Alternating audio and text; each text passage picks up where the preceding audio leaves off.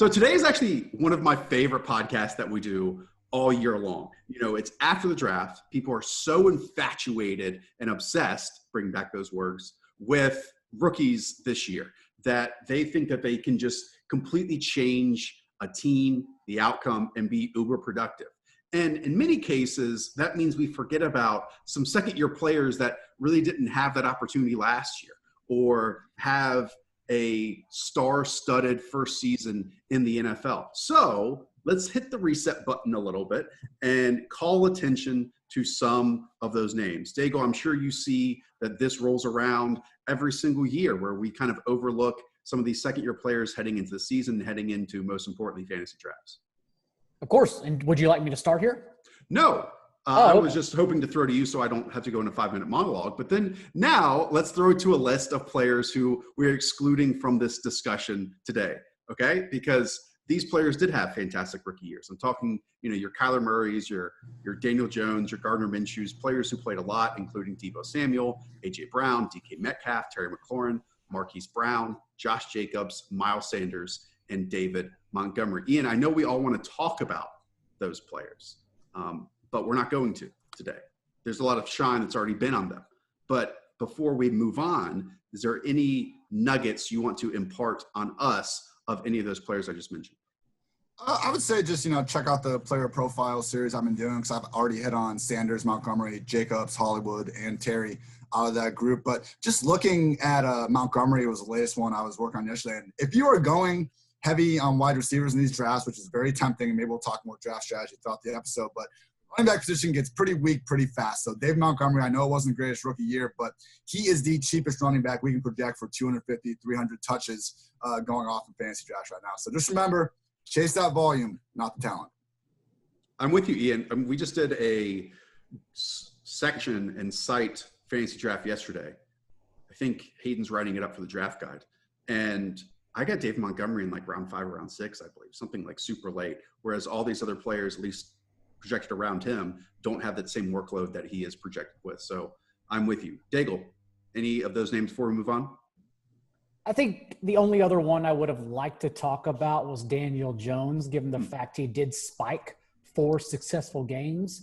But as we mentioned in the last podcast, still slightly concerned. Jason Garrett taking over play calling duties, a tough first month of the year for the Giants offense as a whole. So Daniel Jones, I've kind of backed off on in the recent weeks since the schedule release. However, the others, I truly think that wide receiver class between Brown, McLaurin, list goes on and on, as you mentioned, will go down as one of the best of all time. Like we keep mentioning the 2014 class, but I think we're going to talk about the 2019 class of receivers for quite a while. And I'm sure we'll hit on a number of those other names today. By the way, guys, it occurred to me, we should, the three of us, and I know you guys do this on Twitch on Fridays, but for this podcast, we should do drafts together. Maybe like once a month at the start of each month, just to like see the build up and the transition and the progression of what drafts look like as we head through all season activities up until like that final week of the preseason. Does that sound good? Yes. Let's do it. Let's do that. If you guys want to hear it, just let us know. Hit us up on Twitter. Okay. Let's do this. We're going to go around in a circle, not really a draft, but we're just going to present a player that we want to talk about and discuss them. Other people are going to chime in as well. Ian Harditz, you won the coin toss. You go first. Who is a second-year player that we should not sleep on? I'm assuming I'm stealing this guy from both of you, but I don't care. I got first pick. So Mecole Hardman is the guy that we all need to be paying attention to. Look, going to the Super Bowl, I made up this thing that's called Playmaker Rate. I wasn't trying to figure out who has the most big plays and touchdowns per touch. Just weighted those out of dude's touches. And Mecole Hardman was by far and away the number 1 player in the league in this. I mean, to score 6 touchdowns, have 9 receptions of 20-plus yards on only 26 receptions, 41 targets. It's insane. And he couldn't get on the field all the time last year because we had Sammy Watkins and Demarcus Robinson out there. But, when they originally drafted him, it was during the Tyreek Hill suspension. Everyone was kind of like, okay, look, Mecole Hardman can't just be this one-for-one replacement to Tyreek Hill. He's not. But if you could pick another player in the league to challenge Tyreek in a race, it might very well be Mecole Hardman. I really hope that we see Robinson, Watkins kind of take back seats because Hardman in this offense with 100-plus targets would be scary. His situation reminds me a lot of Dallas Goedert's last year, where many initially argued his place on the depth chart in the offseason. He couldn't amount to much. But remember, Goddard much like Hardman last year or this year, pretty much flopped an open-ended straight flush draw. He had up to 21 outs to hit value, and that's the way Hardman looks for this season. Perhaps Demarcus Robinson's workload gets scaled back after the team re-signed him. Perhaps Sammy Watkins doesn't play as much from the slot after he went from being the highest paid wide receiver in 2020 to restructuring his deal and only making $9 million this upcoming year. So whether it's best ball and betting on volatility for fantasy, or as we enter the summer months and people start talking about his place in the depth chart in season-long football, where you should draft him and then just stash him the first few weeks and let the roster shake itself out. It's just one of the easiest breakout picks in his second year to choose from. Love this. Mecole Hardman right now is going as the wide receiver 47. Obviously last year, 41 targets, 26 receptions, 538 yards, and 6 touchdowns. And look, on a different roster, Ian, we might not be as excited about Mecole Hardman, right? Because I'm not going to say he's a narrow skill set type player, but he does a few things really well and isn't, a complete prospect. But guess what? Where exactly he wins on an NFL field perfectly aligns for how the Chiefs plan to deploy him. And, this team is one of the bankable and most consistent offenses in the NFL. And we know what Travis Kelce and Tyreek Hill are going to do offensively, catching the football. We hope Clyde Edwards-Helaire has that backfield to himself, because that will just be a lot of fun. But outside of that, who is that next playmaker that is going to step up? We've seen it change week to week at times in the past between Sammy Watkins and Demarcus Robinson. What if Mecole Hardman just does it by himself, right? What if he just does emerge as that number 3 pass catching option who also has manufactured touches behind the line of scrimmage? That would be extremely exciting, and I would love to see that in 2020. Literally, since they started keeping track of targets in 1992, Mecole Hardman's 13.1 yards per target, most ever by a rookie. This dude is legit. Love it. Ian knows I love fourth-level narratives, like when David Blau gets announced as starter the night before Thanksgiving. Everyone goes and grinds tape. I go and grind David Blau magic tricks. That's all I care about. So I will say quickly, the Chiefs went and signed undrafted free agent from Purdue, Justice Shelton Mosley.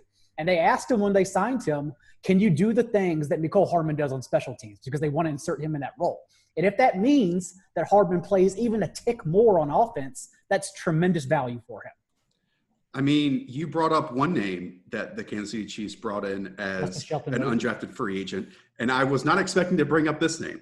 But let me tell you, Aliva Hifo from BYU is a name to watch in preseason DFS. Just saying, no clue if he's going to make the roster. You talk about a burner who also has manufactured touches and win the slot, Aliva Hifo. Write that name down. Completely random. Write it down because I'll forget. And then, yes, I don't blame you. All right, I'm up. Next. Let's go with a wide receiver who was actually selected in the 5th round last year. Pick 171. He was the 19th wide receiver drafted last year. That is Darius Slayton of the New York Giants. Right now being drafted as wide receiver 40. But if you just eliminate that draft capital that's attached to his name, that draft position, and just look at the raw numbers that he put up last year, 84 targets, 48 receptions, 740 yards, and 8 touchdowns, playing 66% of the snaps, Darius Slayton should be drafted much earlier, in my opinion. He actually led the Giants among all wide receivers. He led the Giants in air yards. He led the Giants in average depth of target.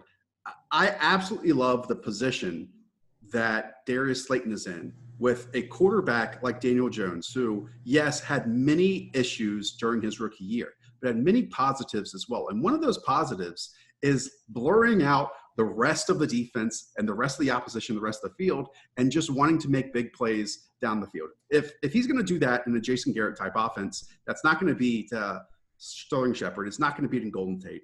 It's going to be to Darius Slayton. And I bet we see an even better sophomore campaign than we saw a rookie campaign from Slayton. Yeah, I was trying to figure out this Giants pecking order because it's should be a pretty prolific passing game because the defense isn't going to be any better. They're going to have to throw the ball a lot. And we have talent here with Slayton, Shepard, and Golden Tate. But I agree with you, Josh. I think Slayton is going to be the one that rises to the top of this. He does have the big play role in this offense. Shepard and Golden, I think they're still trying to figure out the best way how to complement those guys. Now, when Daniel Jones was just under center in terms of targets per game, we did see Slayton behind both those guys and Evan Ingram. But, again, when his role is just built on these big plays and downfield shots, That's okay if we have 1 or 2 fewer targets with those guys because it can be so much more fantasy friendly. Talk about a value in the 5th round. I mean, I think he got so overlooked just because of how good A.J. Brown, Terry McLaurin, DK Metcalf were last year. But Slayton already showed real high-level ability as both a route runner and contested catch artist as a rookie. It's slightly concerning that it took Evan Ingram being done for the year in week 10 for Slayton to finally explode for 31 catches, 400 yards, and 5 touchdowns. But those downfield shots that Ian mentioned are why we like him as a potentially dependable player down the road, because he did only have 17 catches in the first 9 games, but he was still getting over 16 yards per catch because he is a downfield type of player. So that type of explosion may be volatile, but he's something the Giants need as Golden Tate ages and Sterling Shepard excels primarily from the slot. And who knows with Evan Ingram this upcoming year. Yeah, Daigle, based on projected expectation, based on number of targets he got, he was only expected to score about 4 touchdowns last season. He ended up scoring 8. So maybe there is some regression there. But for how much grief we give Dave Gettleman, for his picks over the years, every single year, he nailed this one with Darius Slayton. And Ian, you talked about it. Daniel Jones was about in the middle of the pack in terms of his average intended air yards per throw. And again, I just keep going back to, it's not going to be to Golden Tate. It's not going to be to Sterling Shepard. It's going to be to Darius Slayton with these big plays down the field. And for a 5th-round rookie last year to already did and show what he did on the field, I'm super excited to see what he does in his 2nd year. So interesting with all these Giants receivers, though, in fantasy right now with their average draft positions, because they're all kind of going around that wide receiver 40 range. I think Slayton maybe is the only one kind of creeping up to mid-30s, but we don't know with these guys, but luckily that's being so heavily put into their draft position right now that I think they're kind of values, because around them you're seeing a bunch of kind of locked in number 2, number 3 wide receiver options. And yeah, that's what these guys could be, but their ceiling is actually as the number 1 wide receiver in this offense. So all these Giants guys, I mean, even if you do have to settle for Tate, around wide receiver 50, I think there's some hidden upside there. John Daigle, you're up next. We forget that Diontae Johnson, Pittsburgh's 3rd rounder last year, came off the bench cold since the team used Dante Moncrief in first-team reps throughout the offseason. But it only took 2 drops on 11 targets in the first 2 games to finally bench Moncrief and throw Johnson onto the field. It eventually led the team in catches and receiving touchdowns, all the while averaging more fantasy points than both Juju Smith-Schuster and James Washington in the 11 games all 3 played together. Not to mention leading all receivers, not just rookies, but all receivers at the position, and NFL's next-gen stats is average yards of separation. So Diontae Johnson is someone I think is still slightly being slept on, despite delivering, just like Slayton, immensely as a rookie with poor production under center. Daigle, I was going to talk about this one next. So please don't steal any of mine for the rest of this show, or else my answers will be very brief. I was shocked to see that Diontae Johnson led the Steelers in targets last season. I mean, 92 targets last year to go for 59 catches, 680 yards, and 5 touchdowns. He was somewhat of a surprise selection in the early 3rd round, if we can think back to it, pick number 66 overall. And on some level, Ian, you have to throw out all of the Steelers' production offensively last year, because hopefully it looks entirely different this year with Big Ben under center. But if we can talk about roles, we know that Juju Smith-Schuster is best in the slot, and almost certainly they will use him there. Then they go and draft Chase Claypool, and who knows what his role is going to be as a rookie. Obviously, James Washington is still there.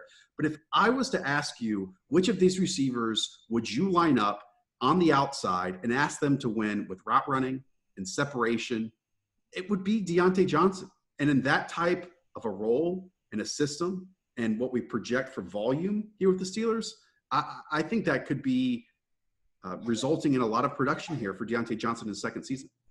We got to throw out the totals from last season's Steelers team for sure. But, just look at the efficiency. All these receivers had to deal with the same quarterback situation under center, and Diontae sure looked like the best one of the group for most of the season. So, yeah, and you know what? We don't really need to worry about fighting over Juju versus Diontae or all this, because right now Diontae is just so much more cheaper in fantasy drafts of all shapes and sizes. But just from a target perspective, I mean, in 2018 when Big Ben threw for over 5K yards, Julio and Devontae Adams were 1 and 2 in the league in targets. AB and Juju were 3 and 4. I mean, we have seen him just completely enable two high-end wide receiver ones. They're the favorites to do it again because, like you said, with Chase Claypool, I mean, look, long time Claypool stand right here, but he's coming for that James Washington job. It's going to be kind of a committee number 3 situation. Diontae and Juju are locked in atop that Steelers pecking order.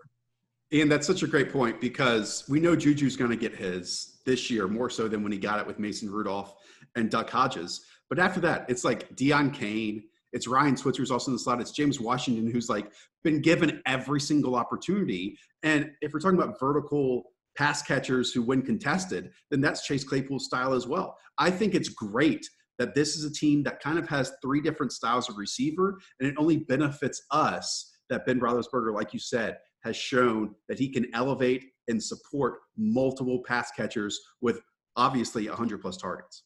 To me, it's just the question whether or not Ben Roethlisberger and his hardcore yoga sessions can stay healthy, not about the offense having the talent needed to support a top offense in the league. Is there another name you want to talk about, Daigle? Hopefully, let's see here. Do you have Jace Sternberger? Go ahead. Awesome. Jace Sternberger, former Aggie great, transferred from a JUCO with 2,000 students to the SEC, where he totaled 800 yards and 10 receiving scores in his only season against the mecca of college competition. And despite opening his rookie year on injured reserve and running no more than 8 routes in any game at all last year, the Packers only re-upped 36-year-old Mercedes Lewis, only tendered exclusive rights free agent Robert Tonyan, and added converted linebacker Jordan Jones, who I couldn't pick out of a lineup in undrafted free agency. That's it. So whether he and we are ready for Jace Sternberger to explode as a day one starter in this offense, the fact is that is what they're telling us they're going to do with him this year. It's not just that he's at the top of the tight end group. It's the fact that we talked about this. They didn't add any wide receivers other than Devin Funchess either. So it would not be completely shocking if Sternberger finishes second on this team in targets. I don't really think he will. I would put my money on Lazard. But, you know, anytime you have a tight end that could have that big of a pass game role, you got to at least pay attention. When he's not costing you more than a late-round pick at this point, I think he's one of the top tight end dart throws. Yeah, Daigle, this is kind of the first name that has basically done 0 that we've talked about so far. And because of that, I don't know what to say. Like, we have this evaluation of him at the college level, and we know how slowly it takes tight ends to develop in the NFL. But we don't know the hits and the misses, or even if it's close, that same receiving role tight end that we thought Sternberger could be out of Texas A&M. And really the only people that know what kind of a pro Jace Sternberger is right now are people inside the Green Bay Packers organization. I will tell you, it will be very telling to see what this team does with him in the preseason, in whatever training camp we have, because the usage, if he's running with the first team, that will give us a big tell of what their plan is for him. But if he's running with the second and the third units, then it's obviously time to worry, and I would be out on investing, obviously. Yeah, if he's running with behind a 36-year-old, it's obviously time to worry. And we only saw his 1 touchdown in the playoffs last year, but that's when the Niners had already literally run the Packers out of the building. So we just, like you said, have not seen anything from Sternberger just yet, despite betting on him in his rookie year. All right, let's move on to a name I'll probably steal from Ian Hartitz here. Let's go to Parris Campbell. Parris Campbell was the 59th overall pick in last year's draft in the 2nd round. Now he's going as wide receiver 66 in fantasy draft. And just looking at this Indianapolis Colts roster, this offense is ready to roll, guys. I mean, we know how good that offensive line is. We know T.Y. Hilton has done it forever. And we know that if Phillip Rivers carries anything into the later stages of his career, it's that IDGAF style where he's just going to throw the football to anyone, no matter what the down and distance is, no matter what the situation is. But with Parris Campbell's case, he's basically a rookie now because he dealt with so many injuries last year. I mean, he had a dreaded hamstring injury during training camp. Then he had an abdominal injury. He played just 7 games, 18 receptions, 127 yards, a hand injury, then a foot injury to end his season. But, Ian, if we see Parris Campbell on the field, we know that so much of his game is built on yards after catch. It was at Ohio State as well. And while the rest of the NFL is searching for that type of player, the Colts have it, and they get to unveil it really this year in 2020. Yeah, and I think, them drafting Pittman as high as they did, he's pretty clearly, in my opinion, going for that Zach Pascal other job on the outside. I mean, Campbell is just different than anyone else they have on this offense. I mean, don't forget, this guy was a high school running back that at Ohio State, like they were wary of kind of making him. They didn't know if he could be this true wide receiver one type guy. And, we've had these issues with Ohio State's offense. That's why Michael Thomas dropped, why Terry McLaurin dropped. Under Urban Meyer, they just all kind of ran these limited route trees because they just didn't need to do anything else. And continuously, all these Ohio State receivers that go to the Senior Bowl or pro days or whatever it is, and guys are just talking all about their route running ability. That's exactly what Wright was doing about Campbell last training camp. They kept talking about how this is not a gadget player. This could be a true wide receiver one. And I think that same idea persists. They're talking up T.Y. Hilton. They're talking up everyone that was on the team last year. How about instead of getting Nyheim Hines 10 targets a game, let's get Parris Campbell, who can take those targets and take them in the house anytime he's on the field, line up in the same spots Nyheim Hines can. I mean, he's an underrated guy in the Colts offense. I'm not even saying they don't plan on using him in a big way, but we just haven't been hearing about him. So, yeah, it's a great point to bring him up. I think they do want to use him in a big way. Remember, Frank Reich already came out this offseason and said they intend on using Michael Pittman as the X receiver on the boundary and island situations against the league's best man-to-man corners. And that puts T.Y. Hilton as the Z on the strong side with Jack Doyle, and then Parris Campbell falling in line in the slot. And since we know Chester Rogers is out the door, who led the Colts in slot rate just last year, this pits Parris Campbell in a terrific situation for year two. We only saw 3 starts around all those injuries that Josh mentioned last year. But none of those 3 starts, he did get 16 total touches, including 3 carries. And so just the fact that he walks into this year as a starter with, I would say, no competition in the middle of the field, perhaps Nyheim Hines underneath, but from the slot in particular, it's a great situation to be in. 16 of his 18 catches last year were between the numbers. And if there's anything that we know about slot wide receivers, it's that they rack up production. And I'm not saying he's the route runner of this guy, but who has dominated the last, 7-8 years with Phillip Rivers as his slot receiver between the numbers? Keenan Allen. Quite often that's where Keenan Allen did most of his damage. I'm, again, not saying this is the same offense or that Parris Campbell was the same type of player, but even if you get him on drags or whatever else across the middle of the field and just let him operate after the catch, I mean, at the very least, he should occupy Chester Rogers 28 targets last season. I mean, Zach Pascal, you mentioned his name, Ian, he got 69 targets. Let's get Parris Campbell at least 75 targets this year and see what he can do with them, because it could be electric with that, 4.3 speed that he offers. And that's the point. Like, his floor is as this kind of Mecole Hardman, horizontal pop pass type player. His ceiling is so much more. So, yeah, that's 75 targets at a minimum. By the way, broken hand and broken foot. Of course he didn't do anything in his rookie year. No, it's obviously clear he has to stay healthy during training camp and the preseason and all that stuff. But I found this nugget interesting, that reading his Week 14 blurb from last year when it said he was going to miss the final few weeks of the season, the final line and sentence of that blurb read, "The Colts will move forward with Zach Pascal, Marcus Johnson, and Ashton Doolin in 3 wide receiver sets." Has this team come a long way? I mean, this team, the more I look at it, the more I fall in love with the Indianapolis Colts. T.Y. Hilton, Michael Pittman, Parris Campbell, Jack Doyle at wide receiver. You have Marlon Mack and Jonathan Taylor at running back. You have Phillip Rivers at quarterback behind that offensive line. Defense that has some playmakers. I keep falling in love deeper with this Colts team. And Colts are a team everyone wants the Buccaneers to be. Sorry, Daigle. Go. No, you're good. I was just going to say sneaky behind-the-scenes information. I know I pretty much wrote that blurb because move ahead is like my staple phrase. Or move forward. Move forward. Well, let's move forward with that, John Daigle. Ian Hartitz, you got 2 picks right now. Who are you going to nominate? First one is going to be a second-year tight end that, I think he's one injury away from having a massive role and doing real big things in offense. Doesn't have many proven pass catchers, and that's Irv Smith with the Minnesota Vikings. Look, last year, 2 tight end offense with Kevin Stefanski. That's why we're talking about the Browns potentially using Hooper and David Njoku on the field a lot at the same time, because Irv Smith had 47 targets last year, Kyle Rudolph 48.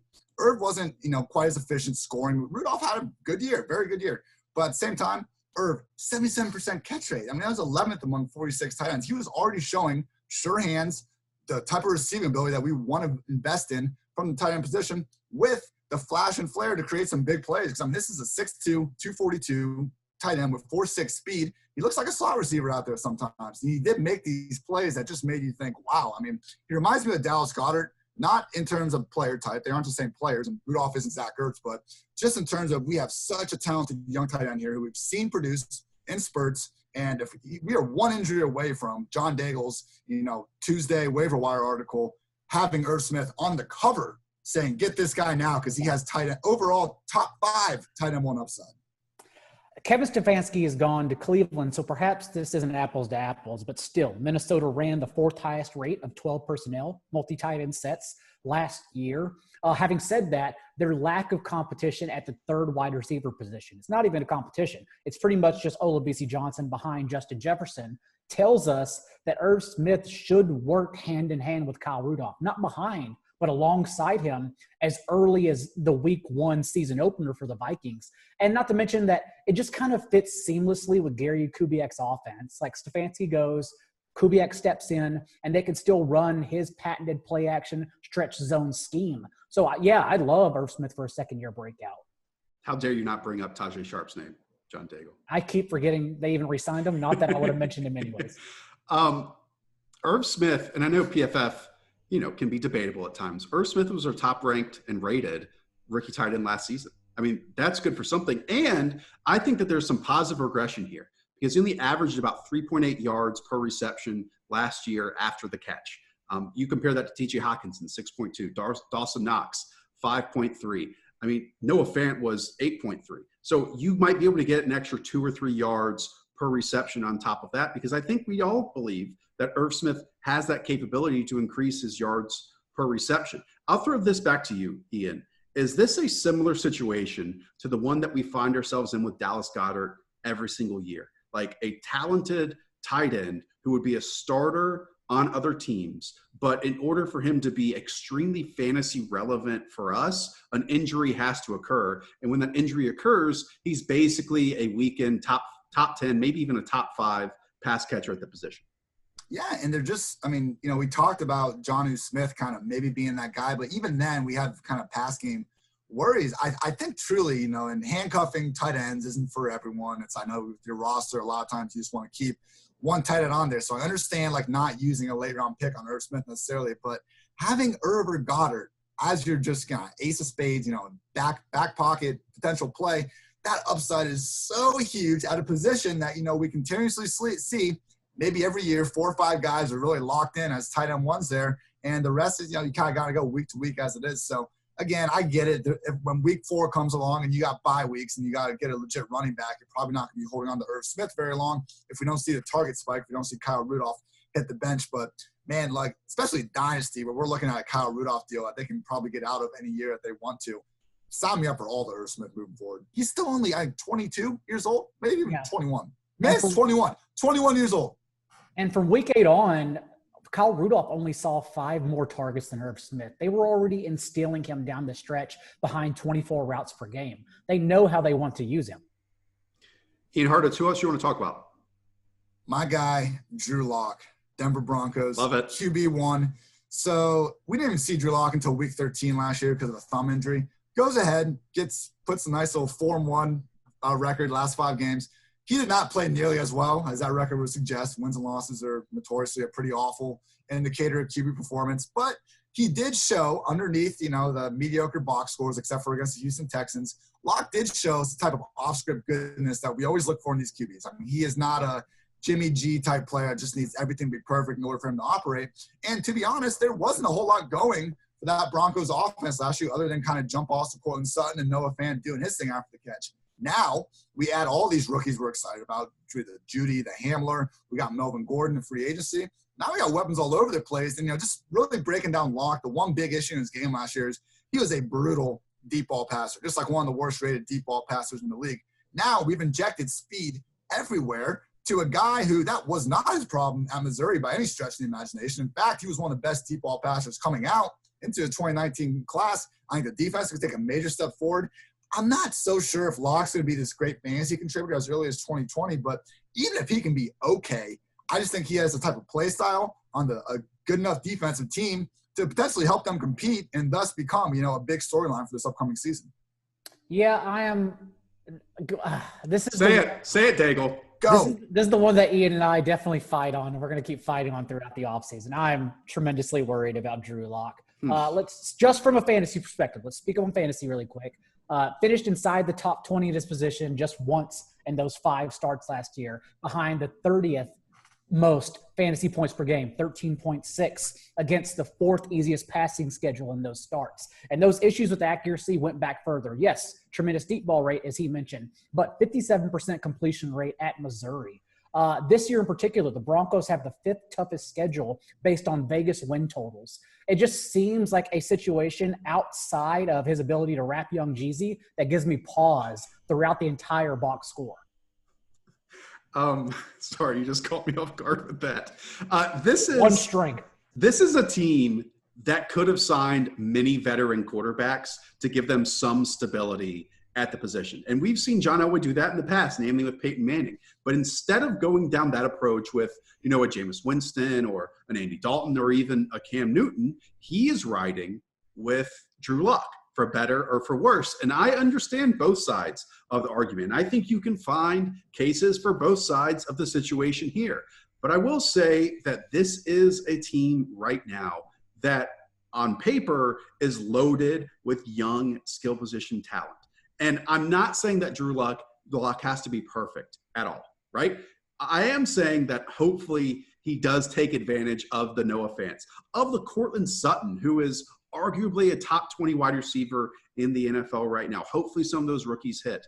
But Ian, when I went back and I watched Drew Lock's highlight reel, which was just so much fun to do for all of these second-year players because they're all up on YouTube right now. So many of his plays came when there was great pass protection and he held the football for like 3+ seconds, And obviously the Broncos have had some issues along their offensive line, namely Garrett Bowles, committing a lot of penalties.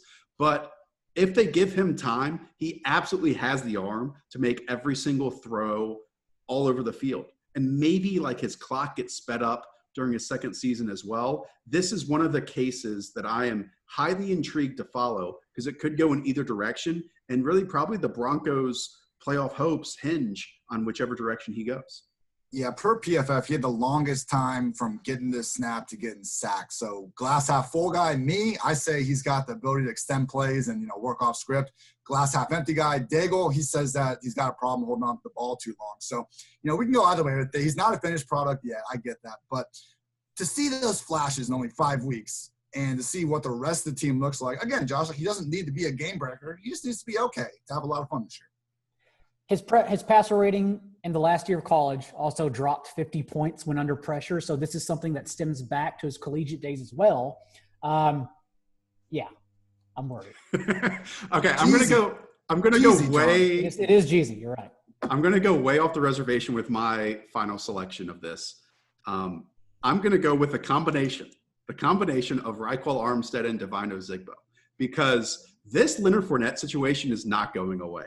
And this has as much to do with Leonard Fournette maybe not being on this roster for the entirety of 2020 as it does with the talent of potentially of Armstead and Ozigbo. I mean, we've seen Fournette a couple years ago get benched for the final few games of the season and then have a powwow with Tom Coughlin when all the bridges were smoothed over. And then last year, Leonard Fournette graded as like the 53rd overall running back according to PFF. I will say that that's awful. That's really bad. And Leonard Fournette is just the type of player who's volume, right? He's not going to break enough tackles. He's not going to reel off enough big plays for you.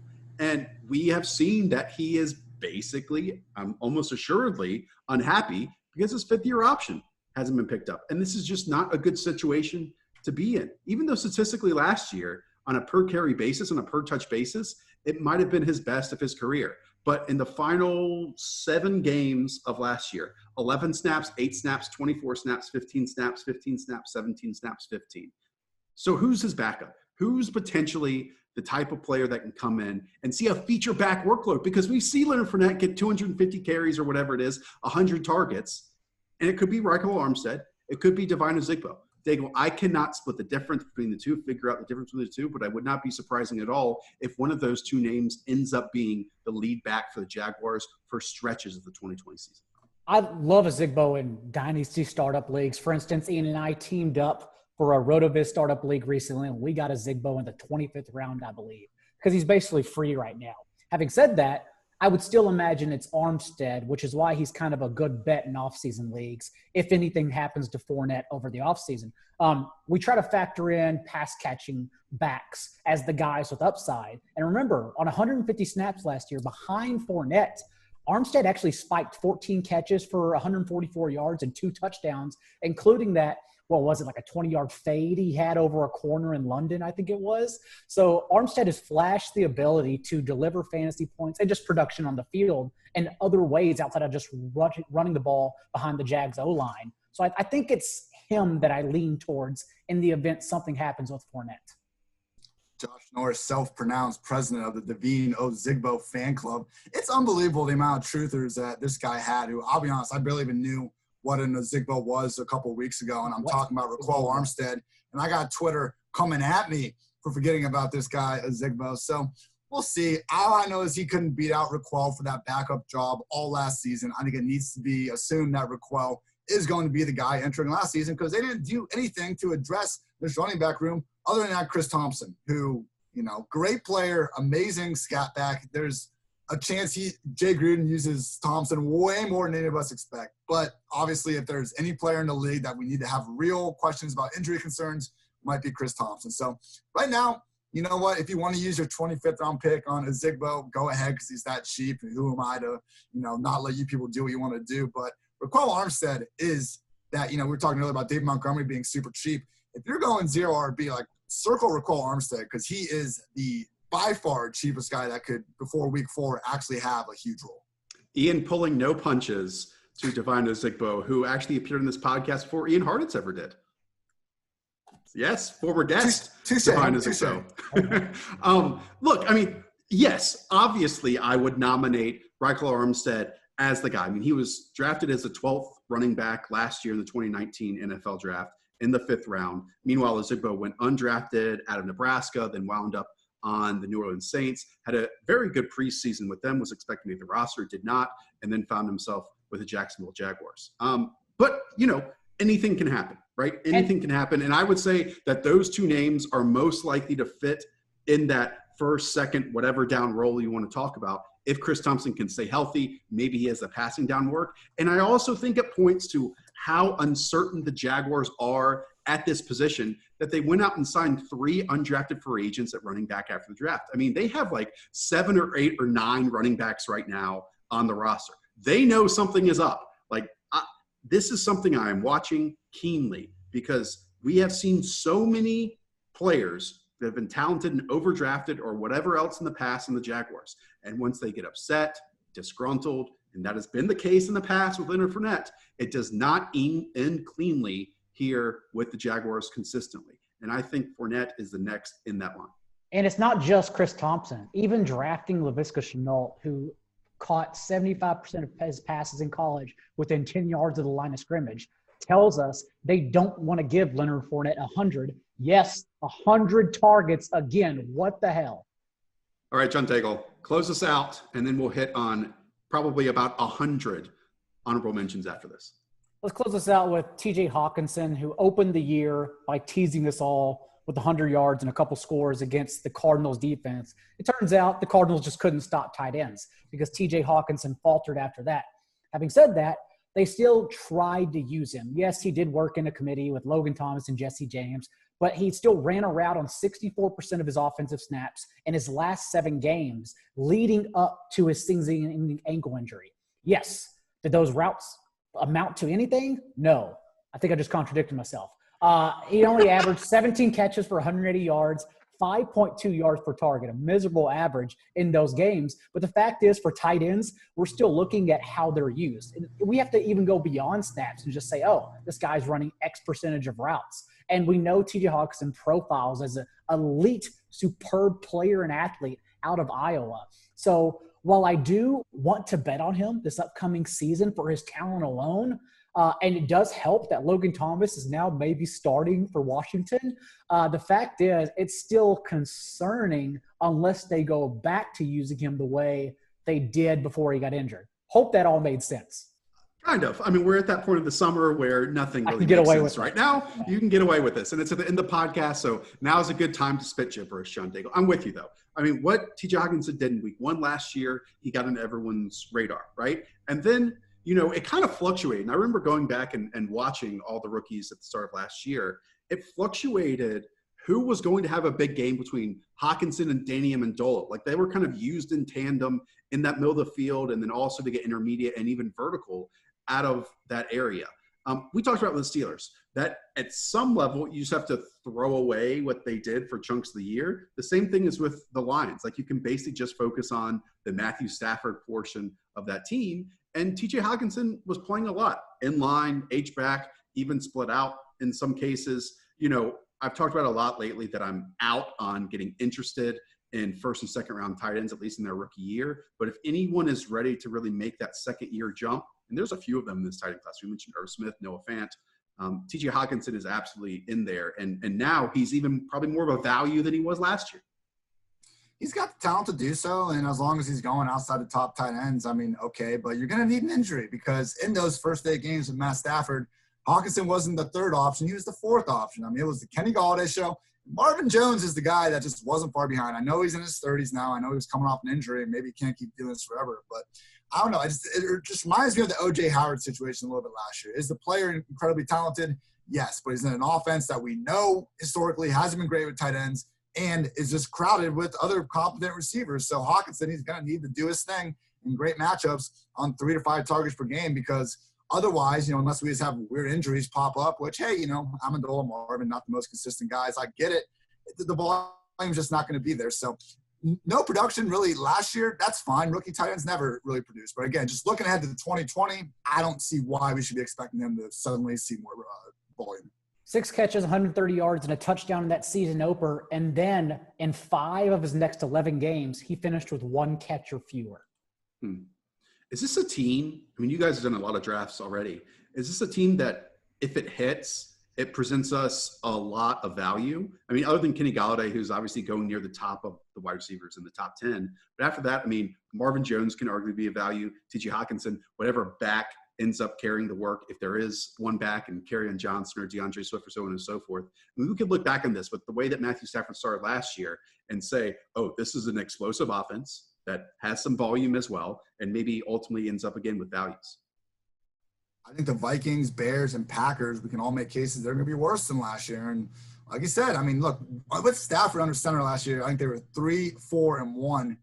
I know you can go through a lot of these games and nitpick it, but truly completely robbed in that Packers game and then a very fluky Kansas City game that had 9-yard fumble recoveries for touchdowns. So this team was very close to being 5-2-1 before Stafford went down. Okay, let's do a couple 1 or 2 liners because there are like a ton of second-year players that we did not talk about that absolutely deserve to at least be mentioned here. So I'll throw out a name, and Ian, on this first one, why don't you take it because it's Tony Pollard. I know you love some Tony Pollard. Talk about volume. That might be completely non-existent now, but whenever he touches the football, exciting things happen. Like a 2-week April pipe dream that Pollard could be the Cowboys starting slot wide receiver, running back hybrid. That will not be the case with CeeDee Lamb. Pollard is right there with Alexander Mattison as one of the single best handcuffs. 61 players had 70-plus touches in 2019, and Pollard led all in yards after contact per attempt.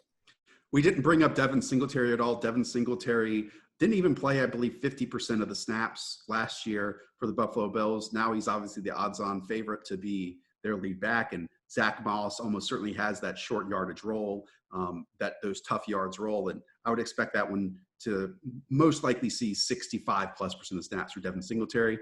And Daigle, I mean, Damian Harris of the New England Patriots last year was a third-round pick, number 87 overall, the running back 6 in the 2019 draft, and he is already vanished into thin air, not even getting a mention at all in the entire football universe right now. And I understand why.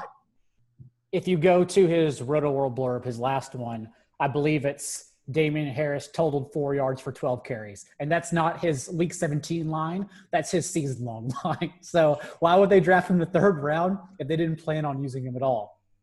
And it's also a team that we don't expect to be in as many positive game script scenarios. And there's also your Sony Michel's, your James White's, your Rex Burkhead's. It's a fair question to wonder why Damian Harris was the investment there in round 3. Ian, anything on Andy Isabella? Obviously, we remember him being a second-day selection last year and never quite fitting, probably because of injuries early on, in that Christian Kirk, Larry Fitzgerald, Damiere Byrd, Keyshawn Johnson relationship that they had going at wide receiver. It's kind of funny because Isabella had like the 88-yard touchdown against the Niners, and he also like busted a slant for like 50 versus the Buccaneers. And because of that, his efficiency numbers are just like out of this world. Like easily Kyler's most efficient target. The problem is, this was an offense that Cliff really wanted to be 4 wide receiver heavy to start the year.